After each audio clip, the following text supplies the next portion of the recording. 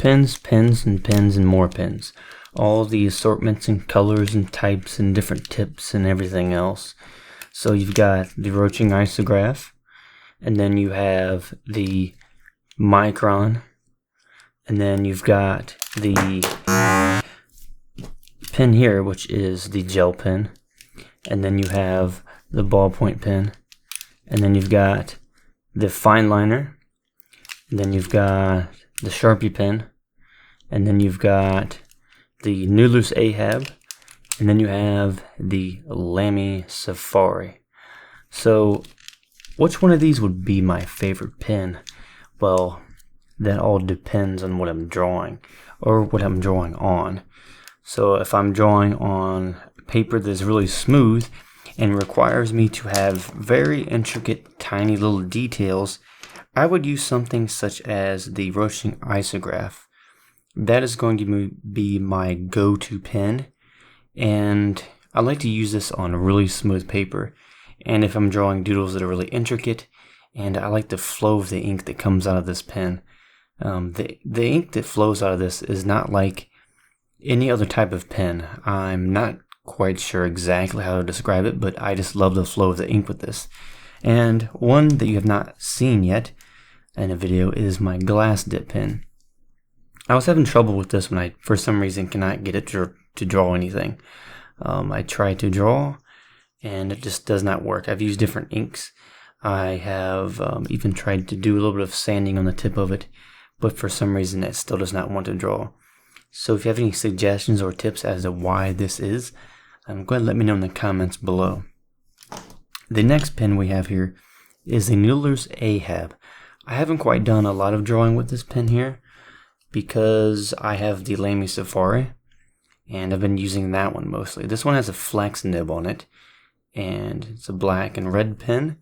And I have a red ink that I use for this.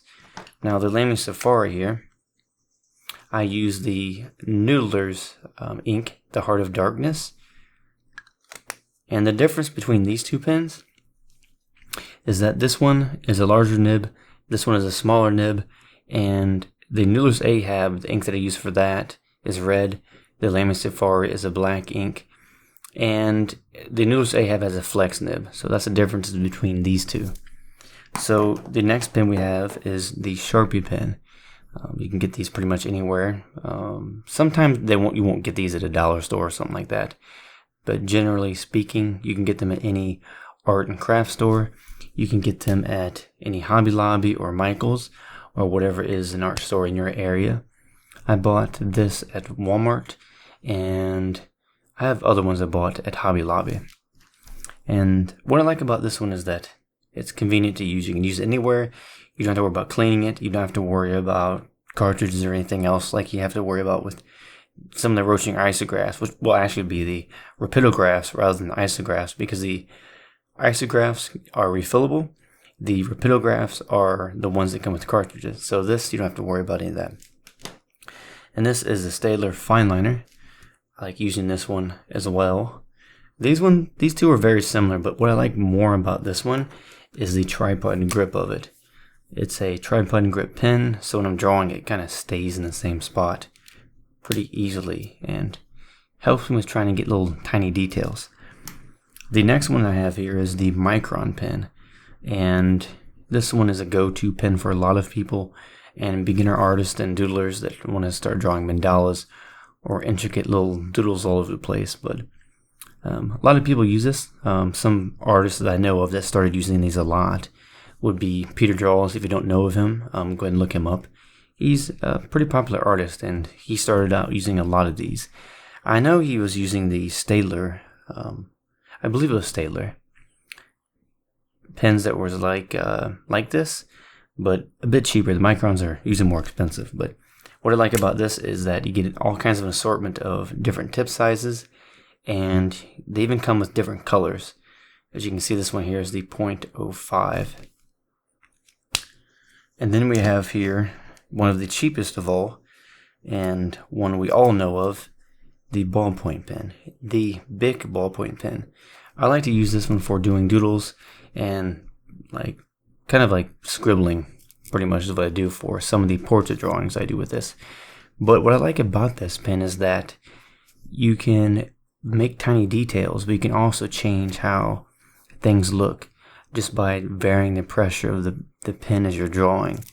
And you can get a different look with stippling with this one than you can with all the other ones because of the varying pressure. You can do shading with this, whereas you can't really do it with the other pens. All the other pens, you have to do stippling or cross-hatching or some other form of giving the illusion of depth and everything in the drawing.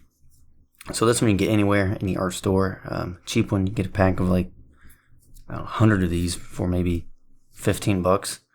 Probably cheaper, maybe you probably get like 100 of these for 10 bucks. And then this one here is the gel pen, and I've had these for quite a while. This one's a blue one, blue ink. And what I like about the gel pens is that they glide across the paper really smoothly.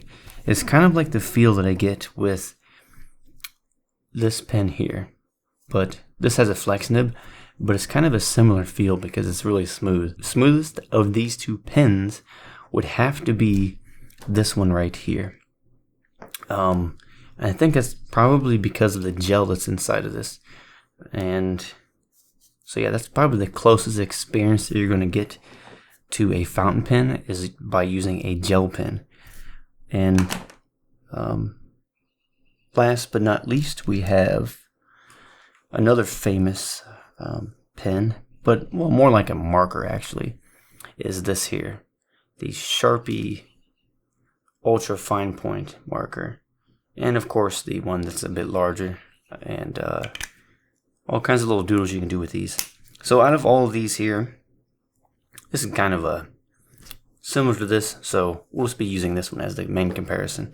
So out of all of these pens, between the Sharpie pen, the Micron, the Ballpoint Pen, the Fineliner, the gel pen, the noodlers ahab flex nib, the lamy safari fountain pen, the rotring isograph, and the glass dip pen, what do you think is my favorite? And what do you think is my least favorite? I would say so far my least favorite would have to be the glass dip pen, only because this one it wouldn't work. So it's not really much of a comparison, being that I couldn't get this one to work. Maybe I'll have different luck if I try a different glass dip pen. So I would say my absolute favorite out of all of these, like I said, it depends on what I'm drawing. But if I really had to choose my favorite out of all of these, if you were to go by convenience, price, the value that you get for what you're using, how much ink it can hold, how easy it is to clean, and so on, I would have to go with the Lamy Safari fountain pen.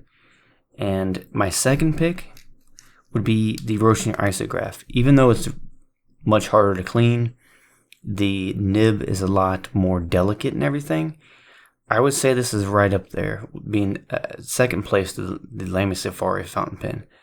And this is based on convenience and affordability and how much ink it holds and everything.